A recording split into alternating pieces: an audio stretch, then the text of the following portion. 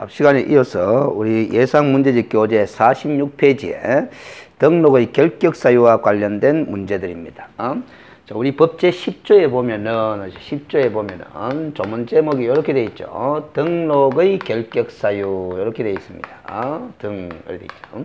그래서 이 결격사유가 총 12가지로 규정이 되어 있습니다. 이 중에 어느 한 가지에 해당되는 사람은 등록할 수도 없고 등이 될 수도 없다라는 거죠. 등록하면 우리가 개업공인중개사가 되는 것이고, 이 등은 소속 공인중개사, 중개보조원, 그리고 법인인 개업공인중개사의 사원 또는 임원, 이런 사람들 가리키는 거거든요. 이 사람들을 등이라고 그랬잖아요.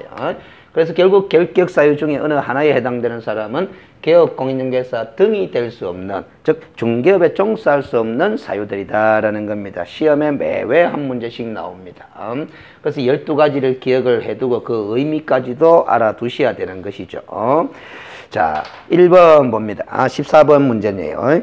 공인중개사 법령상 등록의 결격사유에 해당하지 않는 자는, 이 12가지에 해당되지 않는 자는 가장 기본적인 출제 유형이죠. 금고 이상의 형의 선고유예 기간 중에 있는 자는 과거에는 결격사유로 처리했었지만 법이 개정되면서 삭제된 사항입니다. 지금은 금고 이상의 형의 집행유예를 받고 그 유예 기간 중에 있는 자가 결격사유죠. 이번에 자신의 행위로 공인중개사 법령을 위반하여 300만 원 이상의 벌금형을 선고받고 3년이 경과되지 아니한 자도 결격사유죠. 그래서 이 지문에서 자신의 행위로 하는 말을 집어넣은 것은 우리가 양벌 규정에 의해서 300만 원 이상의 벌금형을 선고받은 경우에는 결격사유에 포함되지 않는다라는 대법원 판례 때문에 자신의 행위로 하는 표현을 집어넣어줘야만이 이 신청의 소지를 없앨 수 있기 때문에 그렇습니다. 자, 그 다음에 3번에 징역형의 실형 선고를 받고 그 집행이 종료되거나 집행이 면제된 날로부터 3년이 경과되지 아니한 자, 결격자죠. 파산 선고를 받고 복권되지 않은 자는 결격사유인데, 그 파산 선고를 받고 복권되지 않은 결격사유에 해당되는 자가 법인의 임원으로 있는 경우에는 그 법인도 결격사유가 됩니다. 그래서 이 경우에는 이 법인은 절대적 등록 취소 사유면은 틀림이 없는데 2월 이내에 해소하면은 그러하지 아니하다, 이런 규정을 두고 있는 거죠. 음주 교통사고로 가면은 이 법 위반은 아닙니다. 그러나 지금 뒤에 징역형을 선고받고 집행유예 기간 중에 있기 때문에 이 사람은 이 법 위반이든 타법 위반이든 관계없이 결격사유에 해당되는 거죠. 그래서 우리가 300만 원 이상의 벌금형을 선고받은 경우에 이 법 위반일 때만 결격사유로 처리를 합니다. 그래서 금고 이상의 형과 관련된 사유는 이 법 위반이냐 타법 위반이냐 따질 필요 없이 결격사유로 처리하고 있죠. 15번에 개설 등록의 결격사유에 해당되는 자는 마찬가지 12가지 중에 한 가지 해당되는 자를 찾아라 라는 소리입니다. 집시법 위반으로 300만 원 이상의 벌금형을 선고받고 3년이 경과되지 아니한 자는 이 법 위반이 아니기 때문에 결격사유가 아니죠. 미성년자는 결격자입니다. 혼인을 한 미성년자든 법정 대리인의 동의를 받은 미성년자든 결격자입니다. 파산 선고를 복권되지 아니한 자가 결격사유이기 때문에 복권되었으면은 결격사유가 아니죠. 그 다음 4번에 개인 회생 신청을 한 후 법원의 인가 여부가 결정되지 않은 공인중개사도 결격자는 아닙니다. 우리가 개인 회생 제도와 파산 제도는 구별하셔야 되는 거죠. 자격을 취득하고 10년이 경과된 자 해놨는데 10년이 지났든 3년이 지났든 몇 년이 지났든 자격 취득한 상태에 있는 사람이죠. 결국 결격사유는 아닙니다. 16번에 개설 등록의 결격사유와 관련한 설명이다. 틀린 것은 했는데 좀 더 이제 해석이 가미된 지문이겠죠. 1. 공인중개사 자격시험에 응시하여 부정행위로 적발된 후 1년이 경과되지 않은 자도 중개업에 종사할 수 있다. 그렇죠. 중개보조원으로 종사할 수 있습니다. 결격사유가 아니죠. 시험에 응시를 못한다라는 것 뿐이지. 2번에 개업공인중개사가 결격사에 해당되는 자를 소속 공인중개사로 둔 경우 관로안에 법인의 사원 또는 임원은 제외라고 표시를 달았습니다. 왜 그러냐면 이 소속 공인중개사가 중개법인의 사원 또는 임원인 소속 공인중개사일 경우에는 절대적 등록 취소 사유로 가거든요.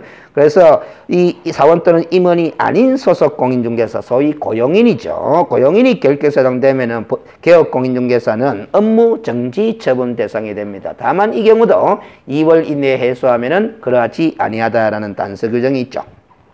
3번에 이 법 위반으로 300만 원 이상의 벌금형 선고를 받아 등록이 취소된 자는, 즉 결격사유에 해당돼가 등록이 취소됐다는 거죠. 그 경우에는 등록 취소 처분 받은 날로부터 3년 동안 결격사유가 아니라, 그래서 벌금 선고받은 날로부터 3년 동안 결격사유가 되는 거죠. 이것이 틀려버렸습니다. 이 관점은 우리가 이걸 꼭 이해를 하셔야 됩니다. 뭐냐면은 원칙적으로 우리가 등록이 취소되면은 등록 취소 3년 동안 결격 사유에 해당되는데, 이 3년 동안이라는 결격 기간을 적용할 수 없는 경우가 있다라는 거죠. 등록 취소되더라도 어떤 경우냐면은 사망 또는 해산에 의해서 등록이 취소되는 경우, 그리고 등록 기준에 미달돼가 가지고 등록이 취소되는 경우, 그리고 알겠어요.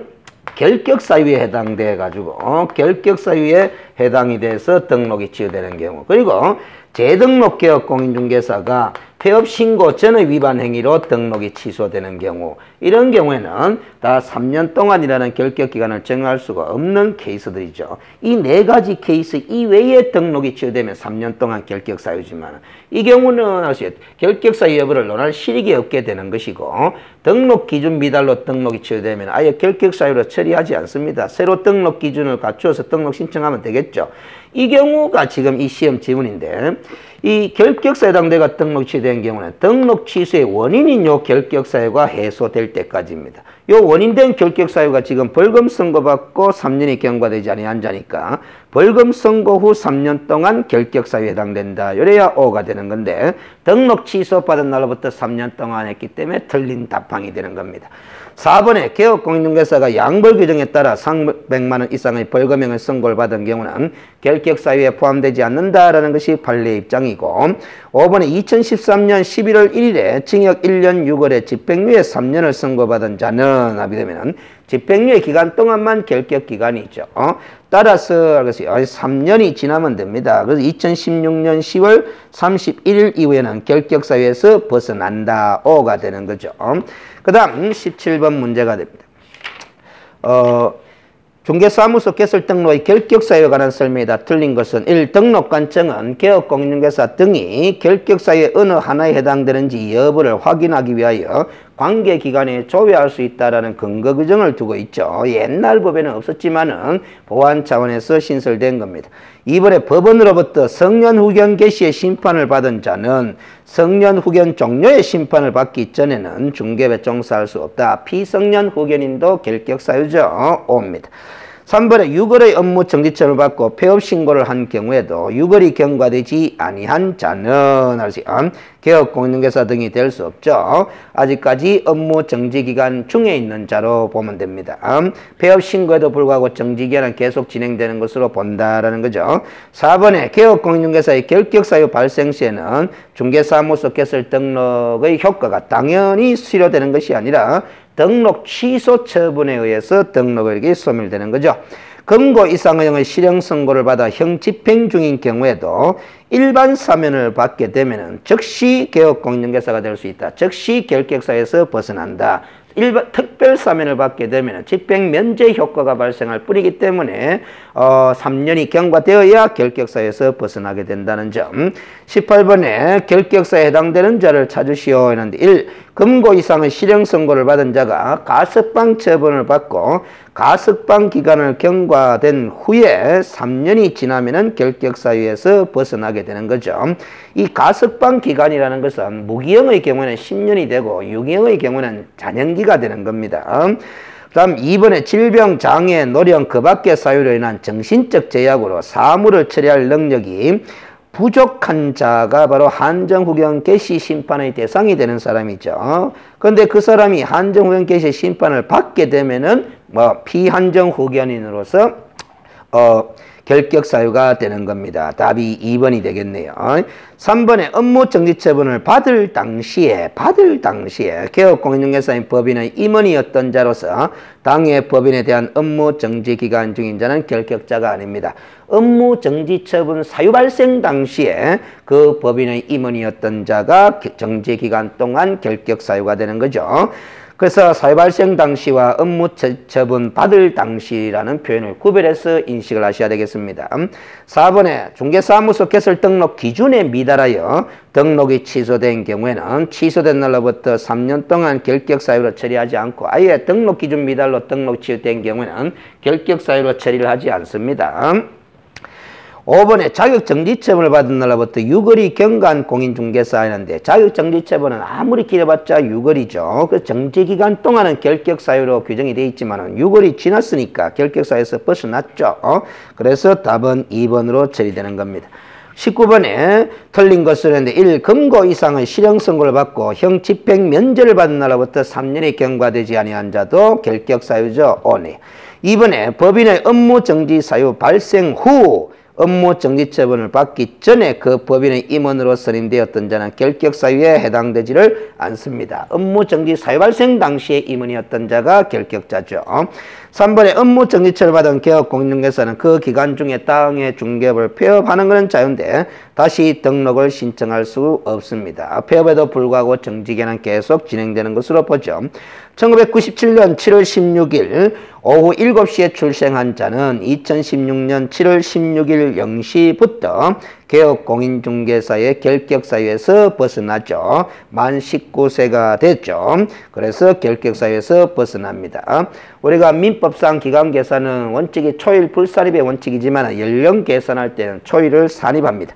금고 이상의 형의 선고를 받고 가석방된 자는 가석방된 날로부터 3년이 경과하면 결격사유에 해당하지 않는다 해놨는데 알겠어요. 이 금고 이상의 선고를 받고 가석방된 자라고만 했지 무기형인지 유기형인지 구별을 하지 않았죠. 그래서 가석방된 날로부터 3년이 경과하면 결격사유에서 벗어난다라는 점은 전혀 맞는 소리가 아닙니다. 무기형의 경우는 10년, 유기형의 경우는 3년도 아니고 잔형기죠. 잔형기를 경과한 다음에 다시 또 3년이 지나야 결격사유에서 벗어나는 겁니다. 무기형의 경우는 10년이 지난 다음에 또 3년이 지나야 결격사유에서 벗어나고 그래서 결국 이 5번 지문은 가석방된 날로부터 가석방 기간이 경과되고 난 다음에 또다시 3년이 경과되어야 결격사유에서 벗어난다는 거죠. 20번에 사무소 개설 등록 결격사에 해당되는 자를 모두 고른 것은 기억 미성년자가 임원으로 즉 결격사유에 해당자가 임원으로 있는 중개법인 그 자체도 결격사유다라는 거죠. 기억은 결격사유입니다. 미연에 금고 이상의 형의 범죄에 대한 공소시효가 완성된 자인데 공소시효가 완성된 자는 아직까지 재판을 받기 전이죠. 따라서 금고 이상의 실형선고를 받은 사실도 없는 것이고 집행유예 선고를 받은 사실도 없는 겁니다. 따라서 결격사유가 아닙니다. 공인중개사 자격이 취소된 후 4년이 지났으면 3년이 지났죠. 결격사유에서 벗어났죠 이미. 리얼 도박죄로 금고 이상의 형의 집행유예를 받고 그 유예 기간 중에 있는 자 다른 법 위반이든 이 법 위반이든 집행유예 기간 중에 있는 자는 결격자죠. 그래서 기억과 리얼을 답으로 처리하셔야 되겠네요.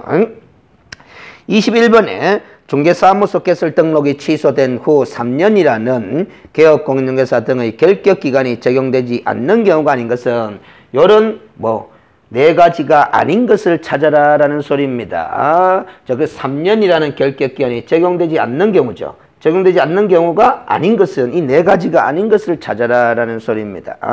그래서 21번의 답은 5번으로 가보겠습니다. 개업공인중개사가 업무 정지기간 중에 중개 업무를 수행하여 등록이 취소된 경우는 등록 취소 후 3년 동안 결격기간이 되겠습니다. 자, 그래서 1번, 2번, 3번, 4번은 다 등록이 취소됐다 하더라도 3년이라는 결격기간을 적용할 수 없는 경우가 되겠죠. 특히 4번을 보시면 재등록 개업공인중개사가 폐업신고 전의 등록 취소 사유에 해당하는 위반 행위로 인하여 등록이 취소되는 경우도 있죠. 이런 경우는 등록 취소 후 3년에서 폐업기간을 공제한 기간 동안만 결격기간으로 처리되게 되어 있습니다. 22번 등록 취소 사유가 되는 결격 사유가 아닌 것은 해놨습니다. 이 문제는 아직까지 출제된 바가 없는데 우리가 또 이 관점을 또 아셔야 됩니다. 이 12가지가 결격 사유인데 12가지가 결격 사유인데 개업공인중개사가 영업 도중에 이 결격 사유에 해당되면 절대적 등록 취소가 되는 것이 원칙입니다. 근데 이 절대적 등록 취소 사유가 되지 않는 결격 사유가 있어요. 1번, 7번, 8번, 9번, 10번이다. 1, 7, 8, 9, 10번이다. 1번이 미성년자거든요. 이 미성년자 그 자체로서는 결격 사유가 맞는데 개업 공인중개사로서 영업하다가 미성년자라는 결격 사유에 해당돼가 등록이 취소될 일은 없다라는 겁니다. 왜? 회춘이 안 된다 그랬죠. 이 7번은 자격정지 기간 중에 있는 자인데 이 개업공인중개사는 자격정지 기간 중에 있을 리가 없다라는 거죠. 그리고 이 8번은 등록 취소 후 3년이 경과되지 아니한 자라는 건데 이미 등록이 취소됐는데 또 뭐 등록 취소할 게 없다라는 거죠. 이 자체로서는 결격 사유가 맞아도 이건 또 업무 정지 기간 중에 폐업 신고를 한 케이스거든요. 폐업 신고했는데 뭘 또 등록 취소할 게 없다라는 거죠. 그리고 이때는 업무 정지 처분 사유 발생 당시에 임원이었던 자거든요. 임원이었던 자가 등록 취소의 대상이 되지는 않는 거죠. 그래서 이 그 자체로서는 결격 사유가 맞는데, 그렇죠? 이 결격 사유로서 등록이 취소되는 일은 없다라는 겁니다. 그러면 결격 사유로 등록이 취소되는 경우라는 것은 1, 7, 8, 9, 10을 빼고 2, 3, 4, 5, 6, 11, 12에 해당돼서 등록이 취소되는 경우다라는 거죠. 그래서 등록 취소 사유가 되는 결격 사유, 등록 취소 사유가 되는 결격 사유가 아닌 것은 그러면 결국 뭐다? 요 1, 7, 8, 9, 10번 중에 하나를 찾아라 하는 문제가 되는 겁니다. 그래서 답은 4번이 되는 거죠. 업무 정지처를 받고 폐업 신고를 한 자로서 그 정지기간이 경과되지 아니한 자가 바로 요 9번이죠. 알겠어요? 요 사유가 그 자체로서는 결격 사유지만 등록 취소가 되는 결격 사유는 아니다라는 겁니다. 알겠어요? 그래서 22번 알게 출제된 바는 없지만은 요즘도 한번 점검을 해둘 필요가 있다. 우리가 일반적으로 결격사에 해당되면 등록이 취소된다 이렇게 알고 있지만은 이 결격 사유라도 등록 취소 사유로 사용하지 않는 결격 사유가 있다라는 겁니다. 그래서 21번과 22번 문제는 출제에 염두를 두고 좀 점검을 제대로 해두실 필요가 있겠다라는 겁니다. 21번과 22번 문제가 만약에 실전에 나오면은 제가 오프라인에서 강의해본 경험상 틀리는 수험생이 많이 나올 것으로 예상이 됩니다. 특히 21번 문제는 출제된 바도 있는 것이고 22번은 출제된 바가 없다 하더라도 한번 새로운 관점의 문제로서 출제될 가능성을 염두에 두고 점검을 해두실 필요가 있겠습니다. 그 다음 23번 문제라고 합니다. 이중등록 금지 등과 관련된 문제인데 항상 이중등록 금지는 이중소속 금지와 같이 따라다니면서 문제가 구성이 됩니다. 틀린 것은 1. 개업공인중개사인 법인은 임원 중 공인중개사가 아닌 자도 있을 수 있는데 이 사람도 임원이면 틀림이 없죠. 다른 개업공인중개사의 중개 보존이 될 수 있다는데 틀려버렸습니다. 이중소속 금지죠. 알겠어요? 그 다음 2번에 개업공인중개사는 이중으로 등록 못합니다. 3번에 이중등록과 이중소속의 경우에는 행정처분은 동일한 기준이 적용됩니다. 절대적 등록 취소 사유죠. 4번에 개업공인중개사의 소속공인중개사는 등록 신청할 수 없죠. 이중소속 금지 규정 때문에. 5번에 이중등록 금지 규정의 주체는 개업공인중개사이고 이중소속 금지 규정의 주체는 개업공인중개사 등이다라는 거죠. 그래서 우리가 개업공인중개사 등과 개업공인중개사는 가리키는 대상자의 범위를 구별해서 인식할 필요가 있다라는 겁니다. 24번에 틀린 것은 1. 공인중개사 또는 법인이 아닌 자는 등록 신청할 수 없죠. 법제구조 2항 그대로입니다. 2번에 개인인 개업공인중개사가 중개법인의 대표자나 법인의 분사무소의 책임자를 겸하는 것은 우리가 이중 등록에 해당된다고 보는 것이 국토교통부 입장입니다. 그러나 이중 소속으로 보나 이중 등록으로 보나 별 실무에서 차이는 없습니다. 왜냐하면 처벌의 내용이 똑같기 때문에.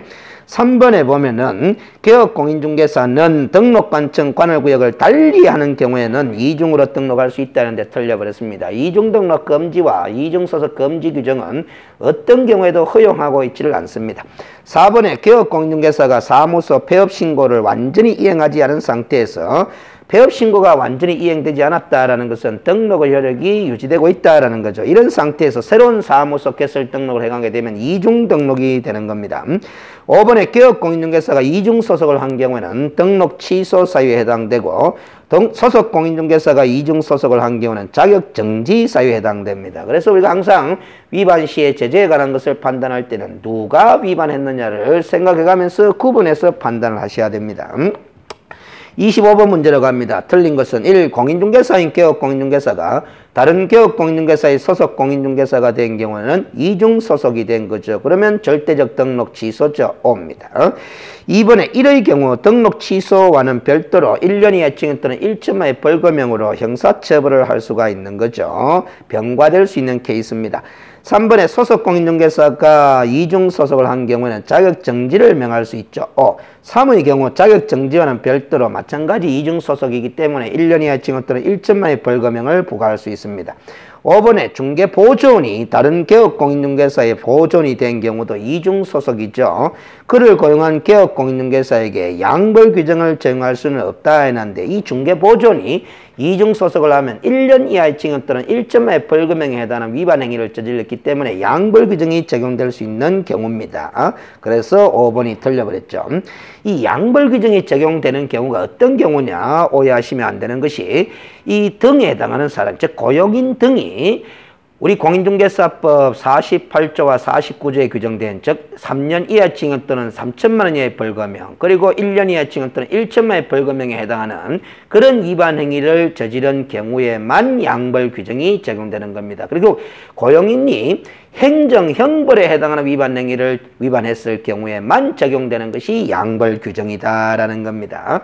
이 양벌 규정과 간주 규정의 적용을 오해하시는 수험생들이 상당히 많은데 주의해서 구별하실 필요가 있습니다. 다시 한번 말씀드리지만 양벌 규정은 고용인이 행정, 형벌에 해당하는 위반 행위를 한 경우에만 적용되는 것이다.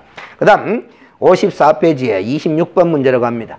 사무소 설치에 관한 설명을 옳은 것을 했는데 1. 법인인 개업공인중개사는 주된 사무소 소재지가 속한 시군구 관할구역 안에는 분사무소를 둘 수가 없죠. 그래서 주된 사무소가 있는 시군구에는 분사무소 설치를 제한당하고 있습니다. 이번에 개업공인중개사는 아무리 등록관청의 허가를 받더라도 임시중개시설물을 설치할 수 있는 허용 규정이 없습니다. 그래서 이중사무소 설치도 금지지만 임시중개시설물 설치도 금지다. 3번에 다른 법률의 규정에 따라 중개를 할 수 있는 법인의 분사무소인 경우에는 공인중개사를 책임자로 두지 않아도 되는 특례 규정을 두고 있죠. 답이네요. 4번에 분사무소 설치 신고를 하는 자는 주된 사무소 소재지 관할 시군구청에다가 신고를 하게 되어 있습니다. 5번에 중개사무소의 설치 기준 및 운영에 관하여 필요한 사항은 국토교통부령으로 정하는 것이 아니라 대통령령으로 정합니다. 그래서 이런 지문도 이따금씩 출제가 되는데 여러분들은 판단하기 힘듭니다. 그래서 답은 아니다라고 생각하면서 답을 처리하시도록 했죠. 그래서 우리가 뭐 이런 사항에 관해 필요한 사항은 대통령령으로 정하느냐 국토교통부령으로 정하느냐 이런 지문들은 여러분들이 판단할 수가 없으니까 그래서 그 지문은 답이 아니다. 그래서 다른 지문에서 답을 찾도록 요령을 좀 부릴 수밖에 없습니다. 원래 정상적인 방법은 아니지만은 우리가 요령을 부릴 수밖에 없는 부득이한 케이스가 되는 거죠. 우리 수험생들이 법령집을 보고 공부를 하지 않는 관계로 이런 사항이 시행령으로 정하는 건지 시행규칙으로 정하는 건지는 판단하기가 거의 불가능합니다. 55페이지에 27번 문제로 갑니다. 설치에 관한 설명으로 틀린 것은 1. 법인인 개업공인중개사의 주된 사무소와 그 분사무소는 같은 시군구에 둘 수 없죠. 분사무소는 주된 사무소 소재지를 관할하는 시군구를 제외한 나머지 시군구별로 한개소를 초과하지 않는 범위 내에서 설치할 수 있도록 그렇게 되어 있습니다. 2번 설치가 금지되는 다른 중개, 우리 이중사무소 설치 금지죠. 그래서 설치가 금지되는 중개사무소라는 것은 반드시 등록 기준을 갖춘 중개사무소만 국한되는 것이 아니고 그러한 등록 기준을 갖추지 못한 사무소도 이중사무소에 해당된다라는 것이 판례의 입장입니다. 건축법상 사무실로 사용하기에 적합한 건물이 아니라고 하더라도 설치가 금지되는 이중사무소에 해당될 수 있다. 바로 2번 지문과 3번 지문은 취지가 같은 거죠. 등록 기준을 갖추지 못한 사무소도 중개사무소로 볼 수 있다라는 겁니다. 4번에 등록관청 관할구역 외의 지역에 별도의 중개사무소를 설치하는 것은 공인중개사법의 위반이 아니다 했는데 틀려버렸죠. 이중사무소가 되는 겁니다. 5번에 중개사무소를 설치하는 경우 확보해야 하는 중개사무소의 최소 면적에 관한 명문의 규정은 없습니다. 알겠어요? 그래서 우리가 공인중개사 법령상으로서는 사무소의 설치 면적에 관한 제한 규정은 전혀 없다. 이렇게 이해를 하시고 있으면 됩니다. 28번에 공동사용에 관한 설명으로 틀린 것을 하는데 1. 공인중개사인 개업공인중개사와 부칙 제6조 2항의 개업공인중개사 종별이 서로 다르죠. 그래도 사무소를 공동으로 사용할 수 있습니다. 그리고 사무소를 공동으로 사용하는 개업공인중개사는 공동사무소 이외에 다른 중개사무소를 별도로 설치하게 되면 이중사무소가 되는 거죠. 틀려버렸네요. 3번에 공동사무소 이전 시 공동사무소를 구성하는 개업공인중개사들은 개별적으로 사무소 이전 신고를 따로 해야 됩니다. 대표 개업공인중개사가 일괄해서 사무소 이전 신고할 수 있다는 규정은 과거 초창기 법에는 있었지만 개정 과정에서 삭제가 되고 없습니다. 4번에 공동사무소에 근무하고 있는 고용인의 업무상 행위는 그를 고용한 개업공인중개사의 행위로 본다라는 거죠. 그래서 공동사무소의 고용인의 업무상 행위는 그를 고용한 개업공인중개사 행위로 보지 구성 개업공인중개사의 전체 행위로 보는 것은 아닙니다. 5번에 개업공인중개사가 중개사무소를 공동으로 사용하고자 하는 경우 운영규약을 등록관청에 신고해야 한다라는 근거 규정은 전혀 없습니다. 법에 규정이 전혀 없는 거죠. 이런 지문에 속아 넘어가서는 곤란하다라는 거죠. 그래서 우리가 법령을 기본적으로 학습할 때는 이 규정이 있나 없나 하는 시각에서도 주의를 좀 해둘 필요가 있다라는 거죠. 아무리 내용적으로 그럴듯한 내용이라도 관련 근거 규정이 없을 때는 X가 되겠습니다. 29번 문제로 갑니다. 분사무소 설치에 관한 설명으로 틀린 것은 했는데 1. 주된 사무소의 소재지를 포함한 시군구별로 설치하되 바로 틀려버렸죠. 포함이 아니라 제외가 맞겠습니다. 2번에 분사무소 설치 신고하는 자는 수수료를 납부해야 되죠. 당의 지방자치단체 조례로 정하는 바에 따라 수수료 납부입니다. 분사무소에는 책임자를 공인중개사로 두어야 할 것이고 분사무소 설치하고자 등록관청에 신고서를 제출할 때는 중요합니다. 보정설정 증명서류를 제출해야 되죠. 우리가 분사무소를 별도로 설치할 때는 주된 사무소에 이미 보정은 설정되어 있지만은 1억 원 이상을 추가로 설정하도록 요구하고 있죠. 그 추가 설정했음을 증명서를 첨부해서 설치 신고를 하게 되어 있습니다. 분사무소 설치 신고 필증을 교부한 등록관청은 지체 없이 그 분사무소 설치 예정 지역을 관할하는 시장 군수구청장에게 통보하는 특이한 절차가 있죠. 상당히 중요한 절차 규정입니다. 그래서 1번이 틀린 답항이네요. 30번에 법령상 중개사무소 설치에 관한 설명으로 틀린 것을 했는데 이중사무소는 상대적 등록 취소 사유고 1년 이하 징역 또는 1천만의 벌금형이죠. 2번에 분사무소 설치 신고하려는 자는 법인 등기사항 증명서를 제출하지 않아도 되죠. 옛날엔 제출했지만 행정정보의 공동이용을 통해서 등록관청이 확인합니다. 중개사무소를 중개업 이외에 다른 영업의 용도로 사용해서는 안 된다는 명문의 규정은 없죠. 그래서 우리 공인중개사법상 사무소 전용 의무에 관한 규정이 없다라는 거죠. 그래서 겸용이 가능하다라는 거죠. 4번에 업무 정지 개업 공인중개사가 다른 개업 공인중개사에게 사무소의 공동 사용을 위하여 승낙서를 써주는 방법으로는 중개사무소를 공동으로 사용할 수 없도록 제한하는 규정을 최근에 신설했죠. 5번에 개업공인중개사 갑이 임차한 중개사무소를 개업공인중개사 을이 공동으로 사용하려는 경우 알겠어요. 을은 개설 등록 신청 시 건물주에 사용 승낙서를 첨부해야 한다 했는데 이거는 지금 국토교통부 입장에 따르면은 X 처리할 수밖에 없습니다.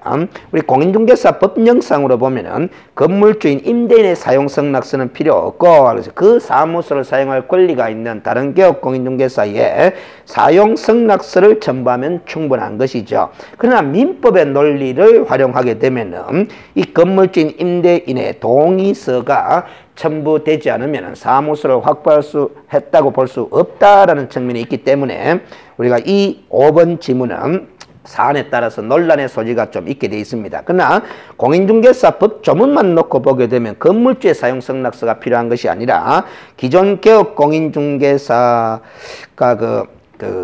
그러니까 기존 개업 공인중개사라는 것은 그 사무소를 사용할 권리가 있는 다른 개업 공인중개사죠. 그자의 사용 승낙서만 있으면 된다라는 겁니다. 알겠어요?